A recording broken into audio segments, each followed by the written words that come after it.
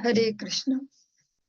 आज हम सभी श्रवण करेंगे ग्रंथ राज श्रीमद् भागवतम के अंतर्गत अष्टम स्कंध और उसका अध्याय 6 षष्ठम अध्याय आज हम प्रारंभ करने जा रहे हैं।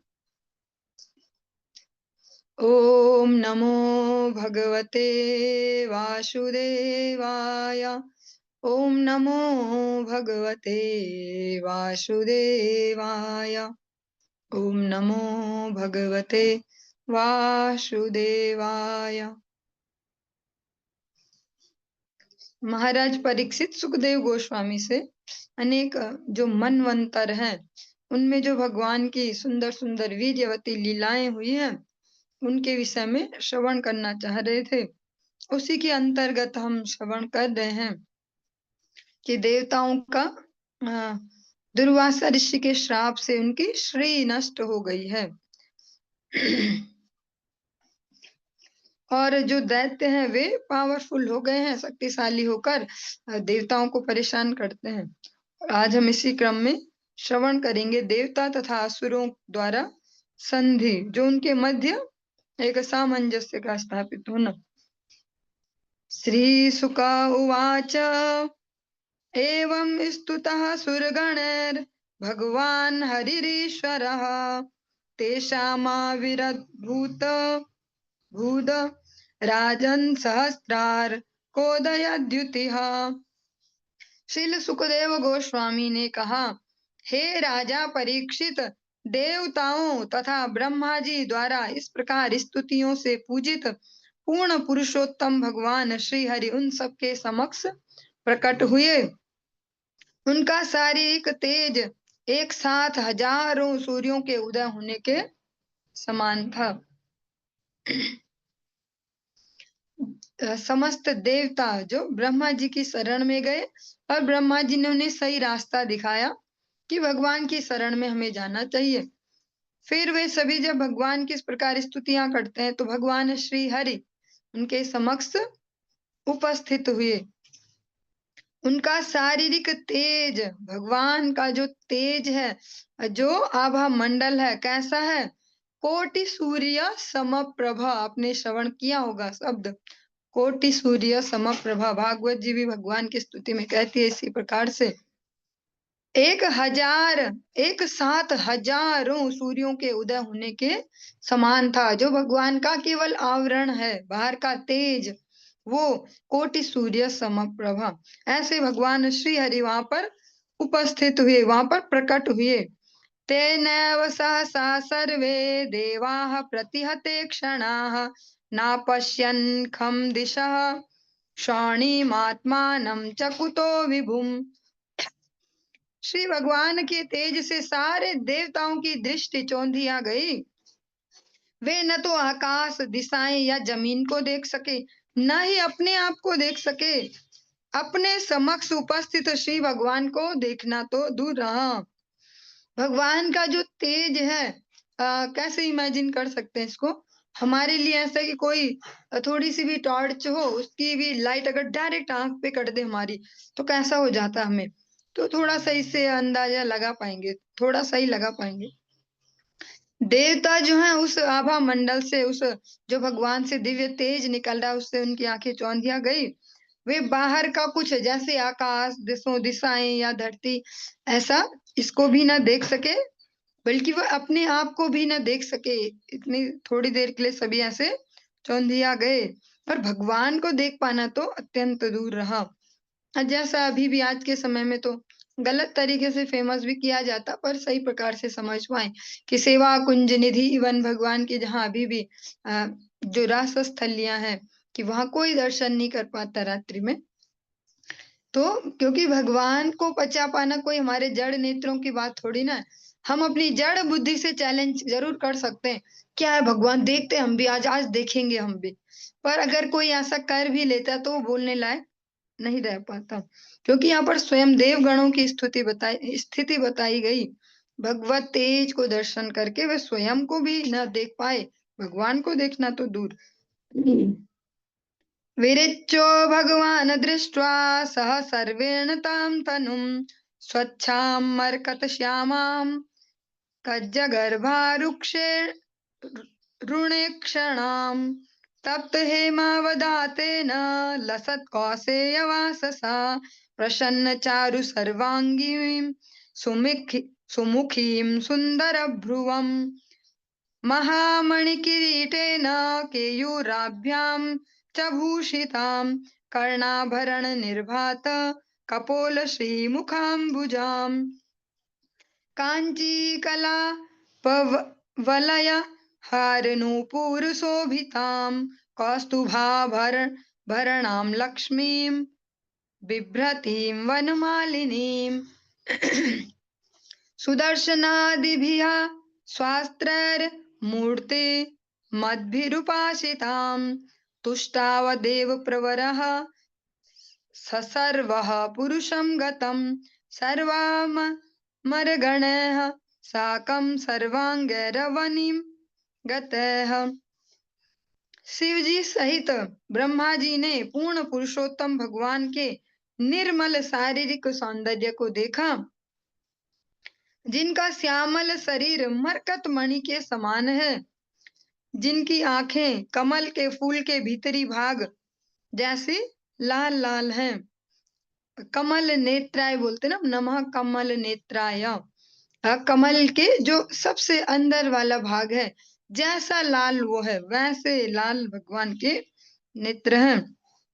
जो पिघले सोने जैसे पीले वस्त्र धारण करते हैं और जिनका समूचा शरीर आकर्षक ढंग से सज्जित है, उन्होंने उनके सुंदर मुस्कुराते कमल जैसे मुखमंडल को देखा, जिसके ऊपर बहुमूल्य रत्नों से जड़ित मुकुट था। श्री भगवान की भौहें आकर्षक हैं और उनके गालों पर कान के कुंडल शोभित रहते हैं।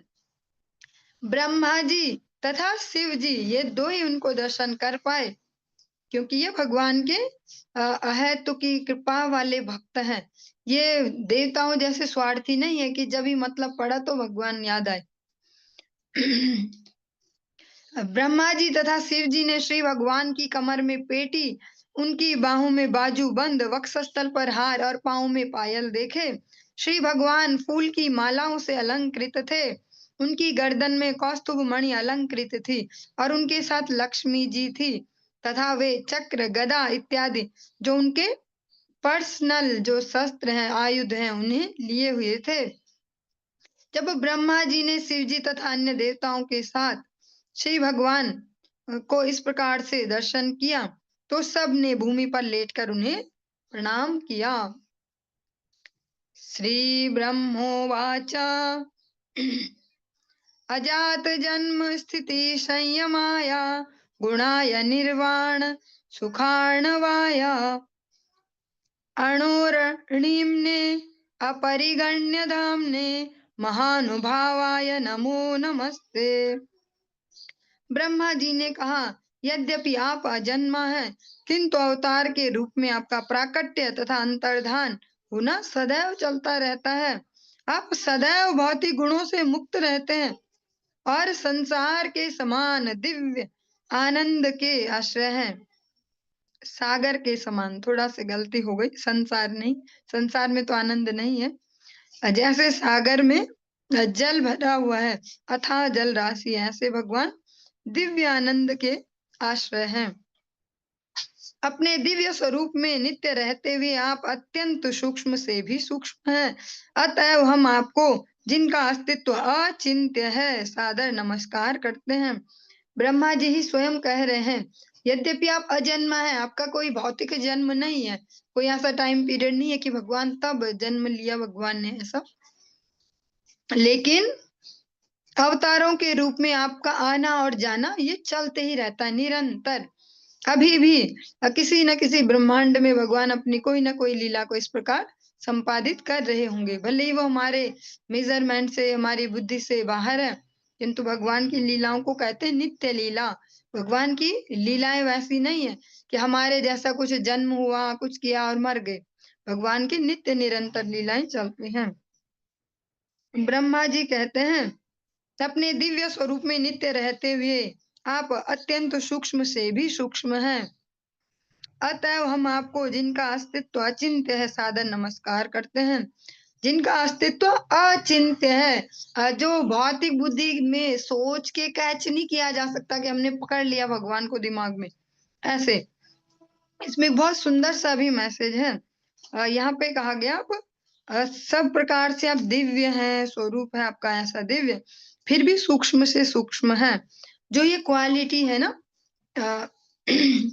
अ, छोटा से छोटा होने का, अ, अभी मुझे स्मरण तो नहीं हो रहा, पर वेद और ऐसा श्रुति में कहीं भगवान को इस प्रकार से कहा भी गया। वे बृहद से बृहद भी हो जाते हैं। गुरुदेव अधिकतर एग्जाम्पल देते हैं। चलिए, भगवान एकमात्र श्री भगवान ही ऐसे जो छोटे से छोटे और बड़े से बड़े भी हैं। ऐसा जो आप देखेंगे सो कॉल्ड अनेक प्रकार के धर्म पंथ जो चल रहे हैं, उनमें भी जो भी जिनको भी वो कहते होंगे कि हमारे सुप्रीम हैं, जो भी अपने अपने भाव से, लेकिन उन सब में और श्री भगवान में एक बहुत बड़ा डिफरेंस है। वैसे तो बहुत बड़ा वैसे भी डिफरेंस है ही, कोई तुलना का स्थान ही नहीं है, पर हम एक बेसिक वैसे लेवल पर करें जैसा प्रचारित होता है। जो ये अन्य अन्य पंथों में जो है उनके हेड, जिनको वो अपने भगवान कहते हैं, वो बहुत बड़े-बड़े हैं, वो बहुत बड़े-बड़े हैं।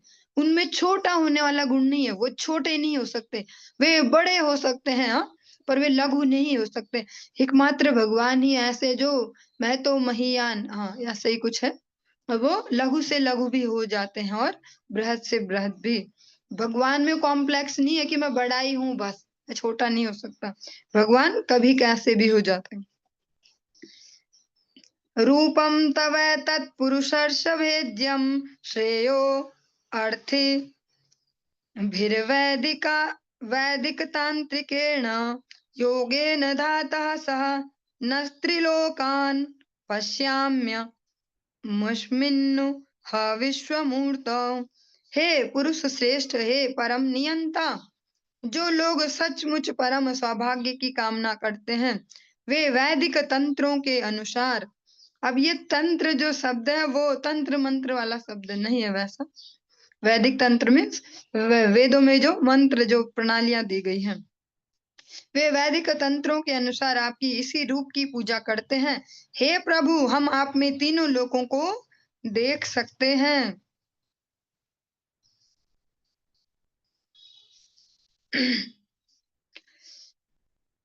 ब्रह्मा जी की जब शरण ली और भोलेनाथ देवताओं ने, तो उनकी कृपा से वे भी भगवान के दर्शन कर पाए। भगवत गीता का रेफरेंस दिया गया यहाँ पर, अनेक बार आप श्रवण करते हैं। तत्विधि प्रणिपातेन परिप्रश्नेन सेवया उपदेक्ष्यन्ति ते ज्ञानम ज्ञानिनः तत्त्वदर्शिनः। भगवान श्री अर्जुन को कहते हैं कि सबसे पहले गुरु के पास जाके समर्पण करो और विनीत होकर उनसे प्रश्न पूछो, उनकी सेवा शुश्रूषा करो। स्वरूप सिद्ध अगर वो गुरुदेव हैं, और जो वास्तव में गुरु तत्व हैं, जो गुरुदेव होते हैं वास्तव में भगवान के भेजे आचार्यगण, वे स्वरूप सिद्ध ही होते हैं। इसीलिए हम देख पाते प्रैक्टिकली भी, जो जिस लेवल का व्यक्ति जा रहा है उनके पास, उनको पता है इससे कैसे बात करनी, इसको कैसे वो करना। हाँ, ऐसे जो स्वरूप सिद्ध जन है, वे तुम्हें वैसा ज्ञान दे सकते हैं, वो दिव्य ज्ञान, क्योंकि उन्होंने उस परम सत्य के दर्शन किए हैं। ब्रह्मा जी भी इसी जो गुरु परंपरा, इसके श्रेष्ठ गुरु हैं। ब्रह्मा जी और शिव जी का आश्रय लिया जब देवताओं ने, तो वे भी भगवान के दर्शन कर पाई। यहाँ पर कहते हैं कि हम आप में तीनों लोकों का दर्शन कर सकते हैं। जैसे अर्जुन ने भगवान में ही समस्त सृष्टि का दर्शन किया, ये देवगण कहते हैं कि हम आप में तीनों लोकों को देख सकते हैं। त्वय्यग्र आसीत् त्वयि मध्य आसीत् त्वय्यन्त आसीत् दमात्मतन्त्रे त्वमादिरन्तो जगतो अस्य मध्यम घटस्य मृत्स्नैव परः परस्मात्। सदैव पूर्ण स्वतंत्र रहने वाले हे मेरे प्रभु, यह सारा दृश्य जगत आपसे उत्पन्न होता है, आप पर टिका रहता है और आप में लीन हो जाता है। आप ही प्रत्येक वस्तु के आदि मध्य तथा अंत हैं। जिस तरह पृथ्वी मिट्टी के पात्र का कारण है, वह उस पात्र को आधार प्रदान करती है, और जब पात्र टूट जाता है तो अंततः उसे अपने आप में मिला लेती है। यही एग्जाम्पल आपने कुछ समय पहले अन्य स्कंद में, अन्य अध्याय में भी श्रवण किया है। जैसे मिट्टी है, मिट्टी का जो पात्र है वो धरती से ही बना है, धरती उसको बेच देती है, धरती पे ही वो टिक पाता है, ऐसे खड़ा हो पाता है। जब टूट भी जाएगा तो फिर उस धरती में, उस मिट्टी में ही मिल जाता है। ऐसे ही ब्रह्मा जी कहते हैं कि हे प्रभु, जो ये सारा दृश्य जगत है आपसे उत्पन्न होता है, आप पर टिका रहता है और आप में लीन हो जाता है। आप ही प्रत्येक वस्तु की आदि, मध्य और अंत है। और ये ब्रह्मा जी कह रहे हैं, हम सभी श्रवण करते हैं, ये ब्रह्मा जी, शिव जी कह रहे हैं, और भगवान भी स्वयं इसको कहते हैं। भगवान भगवत गीता में बहुत ही प्रैक्टिकली, ओपनली, बहुत अच्छे से हम सभी के लिए बहुत सुंदर सुंदर उपदेश देते हैं। अवश्य भगवत गीता का जो आश्रय लेते हैं, जीवन में ज्ञान का प्रकाश अवश्य आता है। भगवान कहते हैं अहम आदिश्च मध्यम च भूतानाम अंत एव च। मैं ही सब, जो सर्वभूत है, जो समस्त भूत का मतलब यहाँ पे प्राणियों से है। भूत का मतलब वो भूत डराने वाले भूत नहीं है यहाँ पे। भूत का मतलब जो जीवात्मा है, जो समस्त जीव है। भगवान कहते कि मैं इन सब का आदि हूँ, मध्य हूँ और अंत भी मैं ही हूँ। भूतानाम अंत एव च। यही यहाँ पर ब्रह्मा, शिव जी, अन्य देवगण कहते हैं कि आप ही सबके आदि हैं, मध्य है और अंत है। त्वं माययात्माश्रयया स्वयेदं निर्माय विश्वं तदनुप्रविष्टः पश्यन्ति युक्ता मनसा मनीषिणो गुणव्य गुणव्यवाये अप्यगुणं विपश्चितः।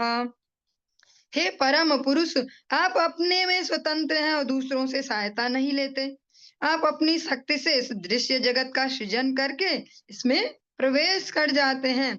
जो लोग भगवत भक्ति में बढ़े चढ़े हैं, जो प्रमाणिक शास्त्रों से भली भांति परिचित हैं और जो भक्ति योग के अभ्यास से सारे भौतिक कल्मश से शुद्ध हो जाते हैं, वे शुद्ध मन से यह देख सकते हैं कि आप भौतिक गुणों के रूपांतरों के भीतर रहते हुए भी इन गुणों से अछूते रहते हैं।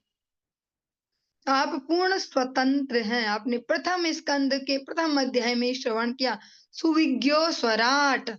आप सब कुछ जानते हैं, अगला पिछला अभी जो चल रहा सब कुछ सुविज्ञो, अच्छे से आप ही जानते हैं। स्वराट, पूर्ण स्वतंत्र हैं आप। भगवान किसी प्रकार की कोई भी सीमाओं में, कोई बाउंडेशन, कोई नियम इसमें नहीं बंधे हैं। सारे अनुशासन ये बद्ध जीवों के लिए हैं, उनको लाइन पे लगाने के लिए। भगवान पूर्ण स्वतंत्र है, वह स्वयं भगवान है। उनके लिए थोड़ी ना रूल रेगुलेशन होंगे, झूठ बोलना पाप होता है, ऐसा करो वैसा करो। और दूसरों से सहायता नहीं लेते। भगवान सर्व समर्थ है। आप अपनी शक्ति से इस दृश्य जगत को प्रकट करते हैं और स्वयं इसमें प्रवेश कर जाते हैं। प्रवेश कर जाते हैं कैसे? सबके हृदयों में परमात्मा रूप में। जो भक्ति में अच्छे से लगे हैं, प्रमाणिक शास्त्रों से ज्ञान अर्जित करते हैं, वे इसको समझ पाते हैं। वे भक्ति योग की प्रैक्टिस से शुद्ध होते हैं। समस्त उनके कल्मश है, जो भौतिक कल्मश, अनेक प्रकार की दुर्भावनाएं जो हृदय में होती हैं और होती ही हैं, क्योंकि अनेक अनेक जन्मों से जैसा जैसा संग किया, जैसी परिस्थितियों में गए, वैसे इमोशंस आए, वैसे विचार बनते गए। ऐसा तो नहीं है कि पैदा सब एक ही जैसे हुए और फिर जैसा सीखा। सब अपने जो कर्म फल है, जो स्वभाव है, उनको कैरी फॉरवर्ड करते हैं, आगे ले जाते हैं। कहते हैं ना, हम क्या लेके आए, क्या लेके जाएंगे, खाली आए खाली। खाली आते भी नहीं है, खाली जाते भी नहीं है। बहुत बड़ा टोकरा भर भर के लाते हैं, अपने स्वभाव को भर के लाते हैं, कर्मों के फल को भर के लाते हैं, और यही लेके भी जाते हैं। अपना जो भगवत भक्ति है, जो नाम जप है, जो हमारा स्वभाव है, जैसा हमने उसे बना लिया है, जैसे कर्म किए उनके फल वो भर भर के हम ले जाते हैं। लेकिन वे सूक्ष्म हैं, उनके लिए फिर जेब नहीं चाहिए, वो वैसे ही चले जाते हैं सूक्ष्म शरीर के साथ ही। और जो भक्त इस प्रकार के भक्ति योग की प्रैक्टिस से शुद्ध हो जाते हैं इन कल्मशों से, वे अपने शुद्ध अंतःकरण से समझ पाते हैं कि आप इस सब में हैं, भौतिक जगत में, पर आप उससे अछूते हैं। आपको वो प्रभावित नहीं कर रहा, हमको प्रभावित करता। कहीं बढ़िया बढ़िया टेस्टी सा कुछ दिख रहा है, ऐसे सो कॉल्ड टेस्टी सा, जो कि भोग लगने लायक नहीं है, पर लहसुन प्याज तो नहीं है ना, तो खा सकते हैं। मतलब ठाकुर जी तो नहीं खाते, पर लहसुन प्याज नहीं है तो हम खा लेंगे क्योंकि लग तो बढ़िया रहा है ये। और नई-नई डिशेज़ लॉन्च होते जा रही हैं दुनिया में, नए-नए पैकेटों में भी फूडिंग आते जा रही है। ये भी बढ़िया, बस देख लेंगे लहसुन प्याज तो नहीं है और फिर खा सकते हैं, ऐसे-ऐसे। हमको ये इफ़ेक्ट डालते हैं भौतिक गुण, जैसा-जैसा संग करते हैं वैसी-वैसी इच्छाएँ उत्पन्न होती हैं और बहुत स्ट्रॉन्ग है ये संग। किस व्यक्ति का कब दिमाग खराब कर दे किसी को नहीं पता और किस व्यक्ति को कब ऊपर की ओर उठा दे किसी को नहीं पता। लेकिन भगवान इससे अछूते हैं क्योंकि वह तो विशुद्ध सत्व में स्थित है। भगवान ये सतोगुण वाले भी नहीं है। भगवान त्रिगुणातीत हैं। वे पूर्ण पुरुषोत्तम भगवान हैं। वे इस सब से प्रभावित नहीं होते जैसे भी आसपास परिस्थितियां मिले। भगवान राम को जो सोने की बनी हुई संपूर्ण लंका मिल ही गई, अब तो राज हो ही गया, तो फिर क्या रखा अयोध्या में, वहीं रह लेते। फिर भी भगवान कहते हैं अपि स्वर्णमयी लंका न मे लक्ष्मण रोचते। ऐसा क्यों कह पाते? क्योंकि वे श्री भगवान हैं, वे भौतिक गुणों से प्रभावित नहीं होते। सोने की लंका देख के उनके मन में ये नहीं आएगा कि मारा तो मैंने ही है रावण को। विभीषण को वचन दिया तो था, पर क्या उसको अपने यहाँ मंत्री बना लेंगे, नाराज थोड़ी ना होगा, राजा मैं ही बन जाता हूँ। लेकिन भगवान ऐसा नहीं करते। एग्जाम्पल ऐसे भी ले सकते हैं कि जो भगवत भक्त हैं, जो हमारे गुरुजन हैं, गुरु वर्ग हैं, गुरु परंपरा है, उन्होंने अनेक-अनेक विशाल-विशाल मठ मंदिरों की जो आध्यात्मिक शिक्षा केंद्र इनको स्थापनाएँ की और कर रहे हैं। पर उनकी आसक्ति किसी में नहीं है कि क्या है इतनी मेहनत करके अब बनाए तो रहे तो ज़रा कुछ दिन या ठाठ से। कहीं इस भाव से कहीं नहीं रुकते वो। अपने ही कोई सेंटर ही क्यों ना हो, ऐसे नहीं रुकते कि ठाठ से रहेंगे, आराम से अपना खाए-पिए, हरि नाम किया और मज़े से रहो। वो केवल उस पे यही भाव रखते हैं कि ये भगवान ने मुझे सेवा का अवसर दिया। वे कभी उसके साथ लिप्त नहीं हो जाते कि अच्छा मेरी वज़ह से तो बना है ये, कुछ दिन मैं भी तो मज़ा लूँ, ऐसा नहीं। यथाग्निमेधश्च मृतं च गोषु भुव्यन्मम्बूद्यमने च वृत्तिं योगैर्मनुष्या अधियन्ति हि त्वां गुणेषु बुद्धया कवयो वदन्ति।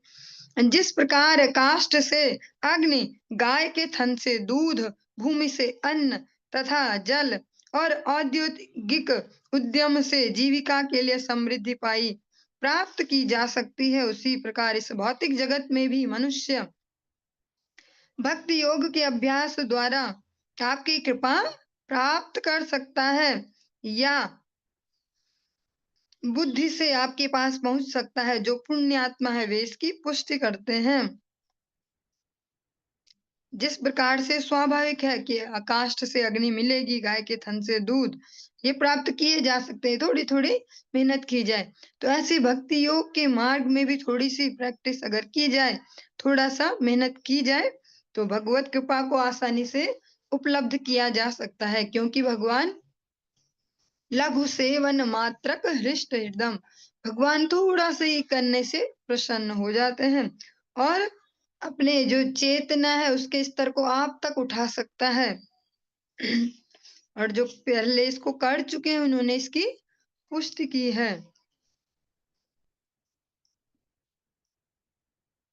तम त्वां वयं नाथ सुमज्जिहानं सरोजनाभाति चिरेप्सितार्थं दृष्ट्वा गता निर्वृत्तमद्य सर्वे गजादवार्ता इव गांगमंभः। जल की अग्नि जंगल की अग्नि से पीड़ित हाथी गंगा जल प्राप्त होने पर अत्यंत प्रसन्न होता है। इसी प्रकार हे कमल नाभ प्रभु, चूंकि आप हमारे समक्ष अब प्रकट हुए हैं, अतएव हम दिव्य सुख का अनुभव कर रहे हैं। हमें आपके दर्शन की दीर्घ काल से आकांक्षा थी, अतएव आपका दर्शन पाकर हमने अपने जीवन के चरम लक्ष्य को पा लिया।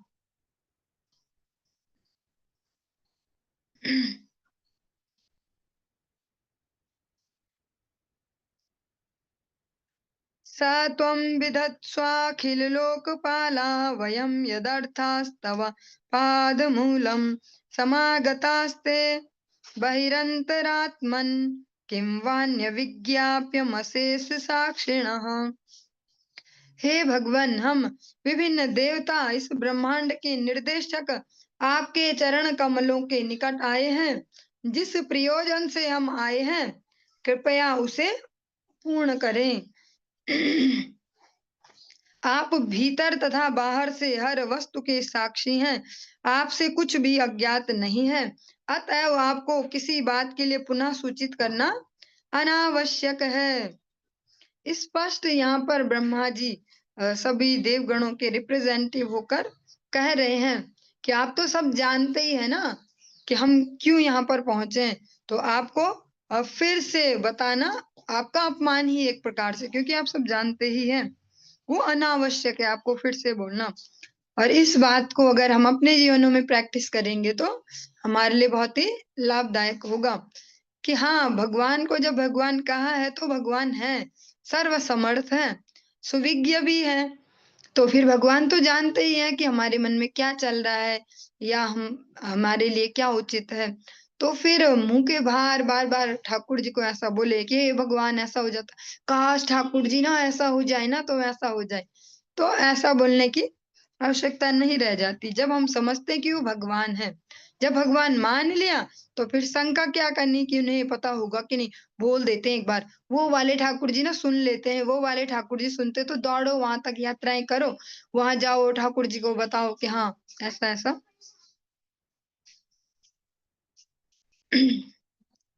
ऐसा मथुरा जी में वहां पर भगवान श्री कृष्ण और बलराम जी ने जब कंस का वध किया तो भोलेनाथ है वहां पर, कह सकते हैं रंगेश्वर महादेव इस प्रकार से भोलेनाथ है और उनके विग्रह पे कान भी है ऐसे। तो वो कि बहुत प्रसन्न हो उठे और बोलते हैं कि वाह वाह क्या रंग है, हाँ बहुत अच्छा रंग है। रंग मीन्स जैसे कि वीर रस वाला कुछ ऐसा, ये रंग हमारा कलर वाला रंग नहीं, वीर रस वाला कि बहुत बढ़िया इतना अच्छा रंग है, दोनों भाइयों ने इतना अच्छा यहाँ पे रण किया। तो वो भोलेनाथ का नाम रंगेश्वर महादेव। तो उनको भी इस तरीके से ही फेमस किया गया है कि इनके कान में जो बोलेंगे वो पूरा हो जाएगा। ऐसे ही कई जगह पर होता है। लेकिन अगर हृदय में इस प्रकार की भावनाएं हैं कि ये श्री भगवान है तो फिर विश्वास भी होना चाहिए कि भगवान सुविज्ञ हैं, वे सब जानते ही हैं। ब्रह्मा जी यही कहते हैं कि आप तो हर भीतर बाहर जो कुछ भी है सबके ही साक्षी हैं। तो आपके लिए कुछ भी अज्ञात नहीं है कि आप नहीं जानते और हम अलग से बताएं आप नहीं जानते ठाकुर जी हम कैसे कैसे रह रहे हैं, ये वैसा है वो वैसा है, इसको ठीक कर दो उसको ठीक कर दो। ठाकुर जी सब जानते ही हैं। अतः आपको किसी बात के लिए पुनः सूचित करना अनावश्यक है। अहम गिरित्रस्य सुरादयो ये दक्षादयो अग्निरिवकेतवस्ते किं वा विदामेश पृथग विभाता विधत्स्व विधत्स्व सम्नो द्विजदेव मंत्रम। मैं मीन्स ब्रह्मा जी यहाँ पर कह रहे हैं, मैं शिव जी तथा सारे देवताओं के साथ साथ दक्ष जैसे प्रजापति भी चिंगारियां मात्र हैं जो मूल अग्नि स्वरूप आपके द्वारा प्रकाशित हैं। क्योंकि हम आपके कर्ण हैं, अतएव हम अपनी कुशलता के विषय में समझ ही क्या सकते हैं। हे परमेश्वर, हमें मोक्ष का वह साधन प्रदान करें जो देवताओं ब्राह्मणों तथा देवताओं के लिए उपयुक्त हो। ये ब्रह्मा जी कह रहे हैं, देवगण नहीं कहेंगे। देवगण जो कहेंगे उनकी लैंग्वेज अलग होगी, क्योंकि वहां तो हर समय हम सुनते ही हैं कि कोई से भी भगवान को जब अवतार हुए तो यही बोला कि हमारी मदद कर दो, बस हमारा काम कर दो। ब्रह्मा जी कहते हैं कि हम सभी, चाहे शिव जी हैं, चाहे अन्य देवगण हैं, चाहे दक्ष प्रजापति जैसे अन्य प्रजापति भी हैं, हम चिंगारियां मात्र हैं। आप सभी ने अगर लकड़ियों वाली अग्नि देखी हो तो बड़ी बड़ी जब लपटें उठती हैं तो देखी होंगे दूर दूर उड़ते हुए ऐसे छोटी छोटी चिंगारियां, छोटी छोटी आग ऐसे जो उड़ रही होती हैं, जो स्फुलिंग उनको कहते हैं। ब्रह्मा जी कहते हैं हम वो हैं, मूल अग्नि आप हैं, आपसे निकले हुए वो सूक्ष्म स्फुलिंग हम हैं, वो चिंगारियां और आपके द्वारा प्रकाशित हैं। कितने ईमानदारी से सभी जो महज जन है वो इस प्रकार से कहते हैं। झगड़ा हम जैसे मंद बुद्धिगण करते हैं आपस में कि नहीं नहीं हम तो उनको मानते हैं जी, हम तो उनको मानते हैं, ऐसे ऐसे। हाँ, सभी देवगण स्पष्ट अपनी स्थितियों से परिचित होते ही हैं और स्वीकार भी करते हैं। चूंकि हम आपके कण हैं और हम आपके एक बहुत ही क्षुद्र से अंश हैं, हाँ, तो हमें क्या पता हमारी किस में भलाई है। ब्रह्मा जी कहते हैं कि हमें अपनी कुशलता की समझ ही क्या है, हमें कैसे पता होगा कि हमारे लिए क्या उचित है क्या अनुचित है। ये ब्रह्मा जी कह रहे हैं जो सबसे बड़े ज्ञानी हैं, जहाँ से सब समस्त सृष्टि उत्पन्न हुई, जो सबसे बड़े ज्ञानी है, ऐसे ब्रह्मा जी कहते हैं कि हमें क्या पता होगा किसमें हमारी भलाई है, लेकिन हम सभी को पता होता हमारी किसमें भलाई है। हे परमेश्वर, हमें मोक्ष का वह साधन प्रदान करें और अब हमें आप वो उपाय बताएं जिससे जो समस्त ब्राह्मण है और समस्त देवता हैं, जो ये परेशान चल रहे हैं, इनके लिए कुछ समाधान निकल पाए।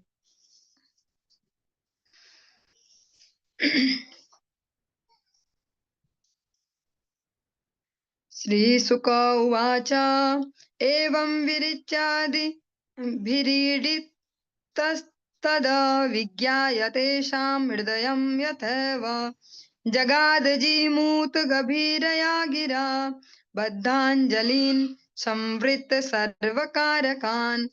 श्रील सुखदेव गोस्वामी ने आगे कहा, जब ब्रह्मा समेत सारे देवताओं ने श्री भगवान की स्तुति की तो वे उनके वहां आने का प्रयोजन समझ गए। अतः श्री भगवान ने बादल की गर्जना के समान गंभीर वाणी में उन देवताओं को उत्तर दिया जो हाथ जोड़कर ध्यान पूर्वक वहां खड़े थे।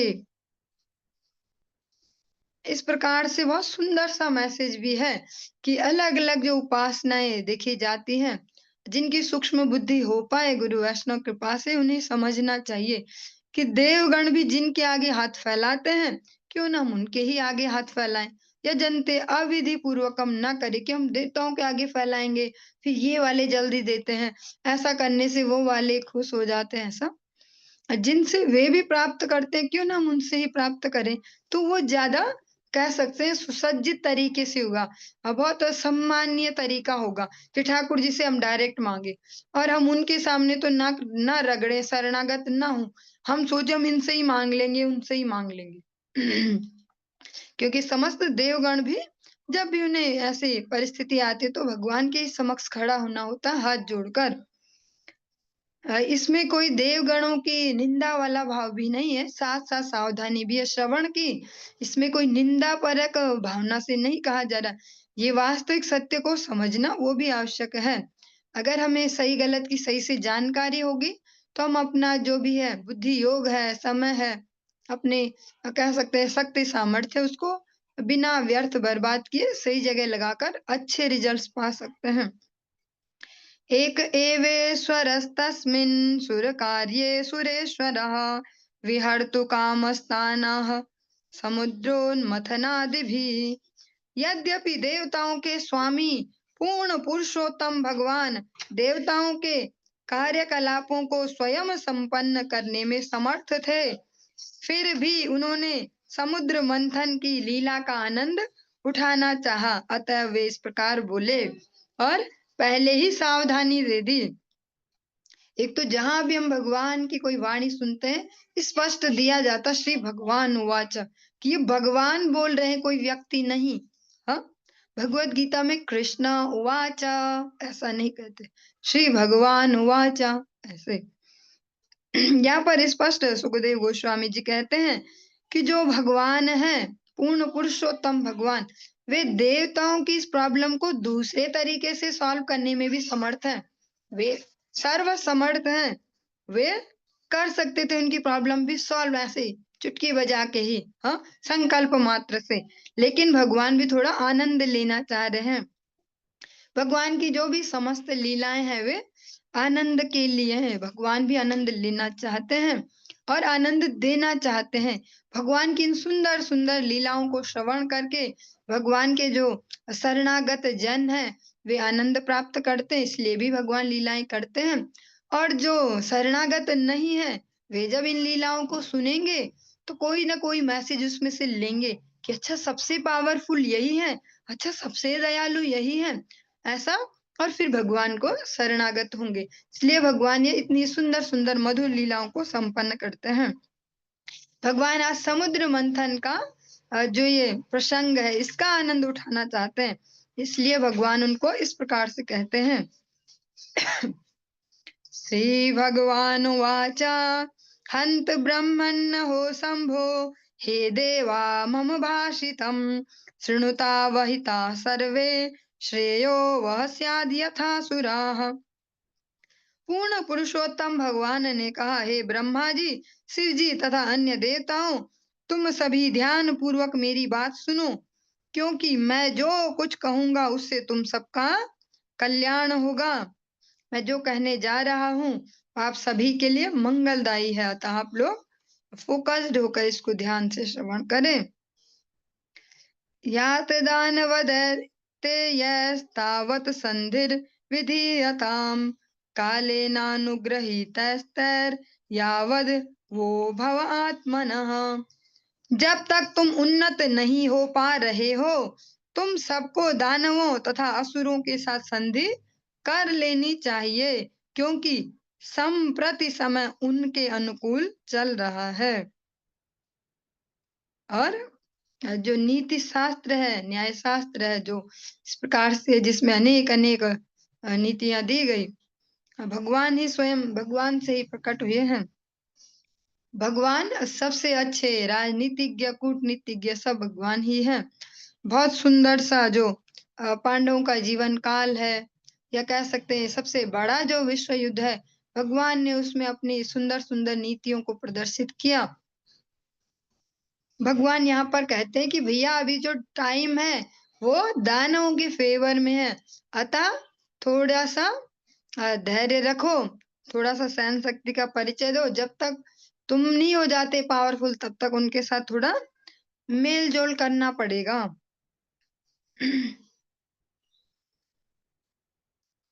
इसी प्रकार से जो जगत गुरु भक्त सिद्धांत सरस्वती गोस्वामी ठाकुर प्रभुपाद वो भी कहते हैं कि प्रतिकूलता में जो सहनशीलता है और प्रवृत्ति और पर प्रशंसा, ये बहुत बड़े अस्त्र हैं और इनका ही अवलंबन करना चाहिए, क्योंकि अनुकूलता प्रतिकूलता ये तो आती रहती है। तो थोड़ा सा सहन शक्ति दिखाएं वहां पे, थोड़ा सा पर प्रशंसा, थोड़ा इस प्रकार से तो हो जाएगा। भगवान भी यहाँ पर यही उपदेश देते हैं कि जब तक उनके अनुकूल है समय, आपके अनुकूल नहीं है, तो थोड़ा उनसे मिलजुल कर चलना होगा। अरयो अपि हि संधेयाः सति कार्यार्थ गौरवे अहिमूषिकवद्देवा यर्थस्य पदवीं गतः। हे देवताओं, आप अपना हित हे देवताओं, अपना हित इतना महत्वपूर्ण होता है कि मनुष्य को अपने शत्रुओं से भी संधि करनी पड़ सकती है। अपने हित लाभ के लिए मनुष्य को सर्प तथा चूहे के तर्क के अनुसार कार्य करना चाहिए। भगवान उनको कूटनीति का ज्ञान दे रहे हैं अभी। जैसे सरल भाषा में हम बोलते हैं ना, जरूरत के समय गधे को भी बाप बनाना पड़ता है। ऐसा लोकल समाज में ऐसी कुछ प्रचलित होती है कहावतें कि भैया जब अपना टाइम ही खराब हो तो गधे को भी बाप बनाना पड़ता है। ऐसा ही भगवान कुछ इस प्रकार से उन्हें सिखा रहे हैं कि जब अपने लिए प्रतिकूलताएं हैं तो अपने लाभ के लिए शत्रु से भी संधि करनी पड़ती है। और हरि बोल। और नीति शास्त्र, न्याय शास्त्र में बहुत सुंदर सुंदर इस प्रकार के दर्शन एग्जाम्पल बहुत सारे हैं। भगवान यहाँ पर सर्प और चूहे का यहाँ पर एग्जाम्पल दे रहे हैं। तात्पर्य में हम इसको श्रवण कर पाएंगे कि ये प्रसंग आखिर है क्या, चूहे और सर्प वाला। एक बार एक सांप तथा एक चूहा एक पिटारी में पकड़ लिए गए। हाँ, क्योंकि चूहा सर्प का भोजन है, अतः सर्प के लिए यह सुनहरा अवसर था। किंतु चूंकि दोनों ही पिटारी में बंद थे, अतः यदि सर्प चूहे को खाता भी तो वह बाहर निकलने में असमर्थ रहता। इसलिए सर्प ने चूहे से संधि करना बुद्धिमानी समझा और उसने चूहे से पिटारी में छेद करने के लिए कहा, जिससे वे दोनों बाहर जा सकें। क्योंकि जो सर्प है उसने ये आइडिया लगाया कि ये छेद बना लेगा और फिर मैं इसको खा के उस छेद से बाहर निकल जाऊंगा। इसको कहा गया चूहे और सर्प वाला तर्क, कि अपनी जब प्रतिकूल स्थिति है तो फिर इस प्रकार से भी करना होता है। लेकिन जो ये ऐसे कह सकते हैं, ऐसे जो बहुत ही क्या कह सकते हैं, भगवान के दिए हुए जो ऐसे विलक्षण से जो आइडियाज हैं, ये भी पता होना चाहिए कि यूज करने के लिए उद्देश्य क्या है। हम पर्सनल इंद्रिय तर्पण कभी इसका टारगेट या लक्ष्य नहीं होना चाहिए, क्योंकि फाइनल जो कंट्रोलर है, सुप्रीम कंट्रोलर भगवान ही है। वे भी देख रहे हैं कि किसको हम किस फॉर्मूले को कहाँ यूज कर रहे हैं। ये भी ध्यान देना अत्यंत आवश्यक है। अमृतोत्पादने यत्नः क्रियतां विलम्बितं यस्य पीतस्य वैर्जन्तुर्मृत्युग्रस्तो अमरो भवेत्। तुरंत ही अमृत उत्पन्न करने का प्रयत्न करो, जिसे पीकर मरणासन व्यक्ति भी अमर हो जाए। और भगवान यहाँ शॉर्टकट में उनकी हेल्प कर सकते थे, पर भगवान किसी को आलसी नहीं बनाएंगे, क्रियाशील करेंगे। इसलिए उनको दूसरा आइडिया दिया घुमा के कि ऐसा करो और ऐसे हो जाएगा। वरना हर बार यही हैबिट हो जाएगी कि भगवान ही सब काम साध लेते और हो गया। क्षिप्त्वा शिरो दधौ सर्वा विरुतृणलतौषधीय मन्थानं मन्दरं कृत्वा नेत्रं कृत्वा तु वासुकिं सहायेन मया देवा निर्मन्थध्वा मतन्द्रिताः क्लेशभाजो भविष्यन्ति दैत्या यूयं फलग्रहा। हे देवताओं, क्षीर सागर में सभी प्रकार की वनस्पतियां, तृण, लताएं तथा औषधियां डाल दो। तब मेरी सहायता से मंदर पर्वत को मथाने और वासुकी को मतने की रस्सी बनाकर अविचल चित्त से फोकस्ड होके क्षीर सागर का मंथन करो। इस तरह से दैत्यगण श्रम कार्य में लग जाएंगे, किंतु तुम देवताओं को वास्तविक फल समुद्र से उत्पन्न अमृत प्राप्त होगा। भगवान का किसी से बैर नहीं है, न कोई पर्सनल मित्र है, पर हाँ ये तो है कि जो शरणागत होंगे तो उन्हें फिर हेल्प भी पूरी देंगे। तो भगवान कहते हैं मेहनत करने में दैत्य भी लग जाएंगे, क्योंकि अकेले तुम्हारी बस की नहीं इतनी मेहनत। मेहनत वो कर लेंगे, और जो तुम्हें रिजल्ट चाहिए कि पावरफुल होने के लिए, हमेशा जीवित रहने के लिए, वो अमृत तुम्हें मिल जाएगा। और इसमें ध्यान देने लायक बात यह है कि यह क्षीर सागर का मंथन हुआ है, वो हमारे वाले समुद्र नहीं है ये, कि पुरी वाले समुद्र का मंथन हो गया या हिंद महासागर का हो गया, ऐसा नहीं है। ये क्षीर सागर है जिसमें भगवान स्वयं विराजित रहते हैं। यूयं तदनुमोदध्वं यदिच्छन्त्यासुरासुराः न संरम्भेण सिद्ध्यन्ति सर्वार्थाः सन्त्वया यथा। हे देवताओं, धैर्य तथा शांति से हर कार्य संपन्न किया जा सकता है। धैर्य तथा शांति से, उद्विग्न मन से नहीं, अशांति से नहीं। किंतु यदि कोई क्रोध से विक्षुब्ध रहे, जैसा अधिकतर हमारे जीवन में ऐसे दिखाई जाता है, एक्साइटेड होके करते कि किसी ने हमको चिढ़ा दिया या ऐसे, तब दिखा देंगे बेटा, ऐसा इस भावना से। तो भगवान कहते हैं यदि कोई क्रोध से विक्षुब्ध रहे तो लक्ष्य की प्राप्ति नहीं हो पाती। अतएव क्योंकि जो जो हो सकता है भविष्य में भगवान सब जानते ही है, इसलिए पहले उनको सिखा रहे हैं कि ऐसा ऐसा समझ लो। भगवान कहते हैं अतएव असुरगण जो भी मांगे उनके प्रस्ताव को स्वीकार कर लो, वो जो भी बोले हाँ बोल दो बस। क्योंकि धैर्य चाहिए और शांति चाहिए। ये नहीं कि वो बोल दे हमें ये चाहिए तो गुस्सा हो जाओ और फिर ये संधि कैंसिल हो जाए, काम ही ना हो पाए। इस प्रकार से भगवान सहन शक्ति भी सिखाना चाहते हैं, कार्यशीलता भी। हमारे जीवनों में भी अनेक अनेक ऐसे प्रसंग आते जो हमें पसंद नहीं आती वो परिस्थितियां, लेकिन बाद में समझ में आता कि भगवान ने क्यों करवाई। हमारे कुछ गुणों को जो हमें नहीं है उनको विकसित करने के लिए भगवान ने वैसी परिस्थितियां दी। और अधिकतर प्रतिकूलताओं में भी प्रतिकूलताओं में ही जो दिव्य गुण है या कह सकते हैं शुभ गुण हमारे लिए जो बेनिफिशियल है, लाभदायक वो गुण डेवलप हो पाते हैं। जब सब कुछ सही चल रहा हो तो नए गुण विकसित नहीं होते। जब प्रतिकूलताएं आती हैं तो हमें अपनी नई नई पोटेंशियल का भी पता चलता है। अतः भगवान स्वयं ऐसी परिस्थितियां देते हैं। आज देवगणों के साथ भी यही फॉर्मूला भगवान ने यूज किया।